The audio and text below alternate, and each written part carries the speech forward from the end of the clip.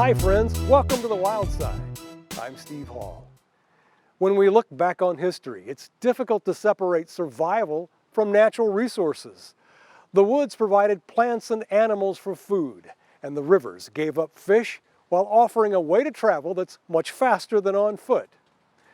We're taking you to a place today that got its name from Daniel Boone, and where modern man tried to tame the wild using heavy equipment.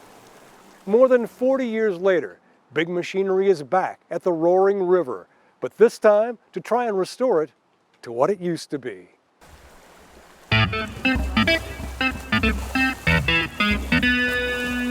Playboating is part of an entertaining performance by a skilled kayaker, but it's also just part of Tom Heenan's routine preparation for even the most casual cruise in Jackson County on the Roaring River. We used to call it a rodeo, where you get in the hole and you try to do cartwheels and somersaults and back surf and front surf. Basically just get in the water and enjoy it any way you can, you know. The venue for his rodeo is near Gainesboro, in a wildlife management area called the Boils, named for the waters bubbling up from a subterranean river system. It's one of the unique characteristics that contributed to its designation as a scenic river, providing protection for water quality, habitat, and other natural features contained within its boundaries. In future generations, when folks want to get out on these waterways, they know that this stretch of river is always going to be here.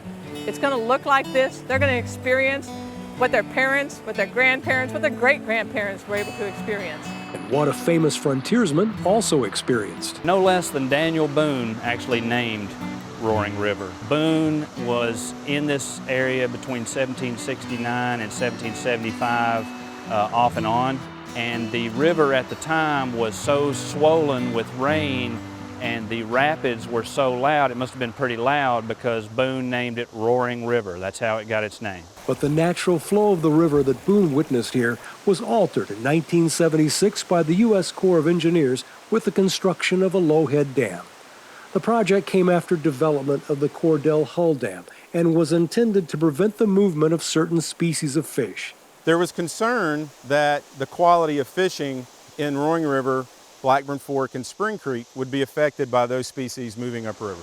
But nearly 40 years later, the dam had become a danger zone for paddlers. Because of the, deterioration through the years, shall we say, there were some sections with rebar steel, with some jagged rock. It was, steel sticking up. We didn't know if we were going to get impaled or, something like that. It posed danger to paddlers, swimmers. Anybody that went over that would get caught in the hydraulic that the dam formed, and it becomes what they call a drowning machine. So finally, with the safety of both people and ecology at stake, federal, state, and nonprofit agencies got together the funding needed to rip the dam out of the river. We realized that the dam was in trouble and that it was heading towards failure.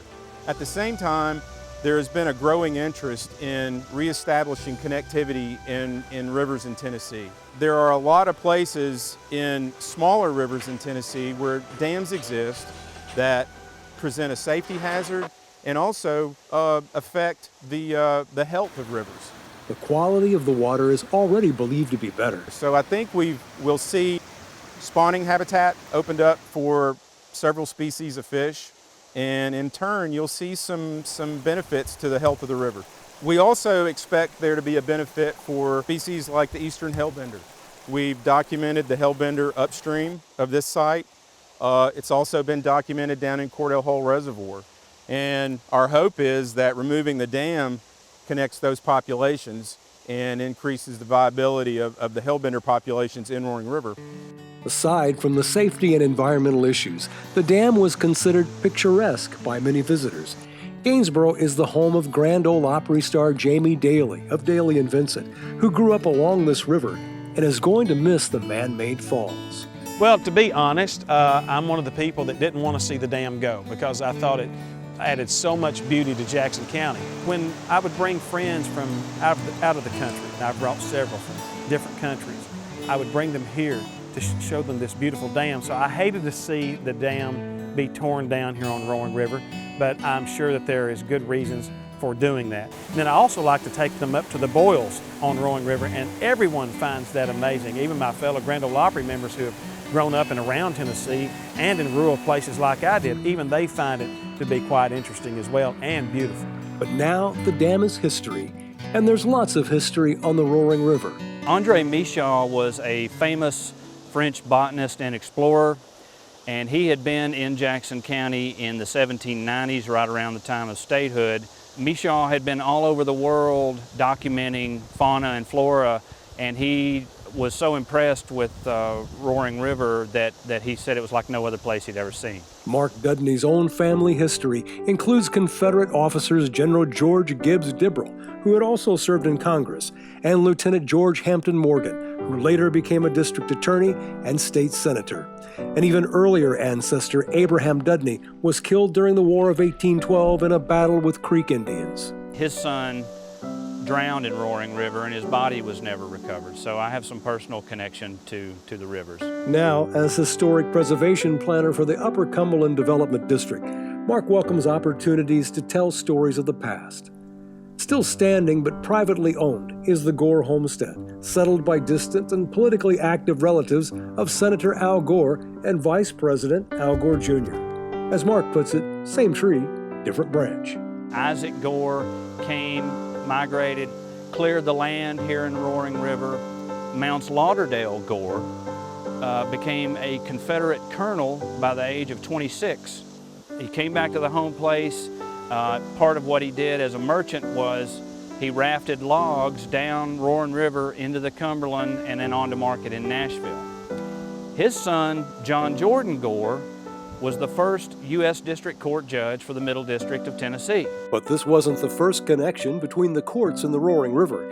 In fact, on this same river property, later purchased by the Gores, the first court was in a little log cabin. When the Tennessee legislature formed Jackson County in 1801, it actually established a private residence by a fellow by the name of John Bowen, who lived on Roaring River, that the initial county courts in the newly formed county would be held at his home. So Roaring River was also part of the formation of Jackson County government. The courts have long since moved to the county square, but there's still a Roaring River connection with Judge Tiffany Gibson, who presides over both the general sessions and juvenile courts.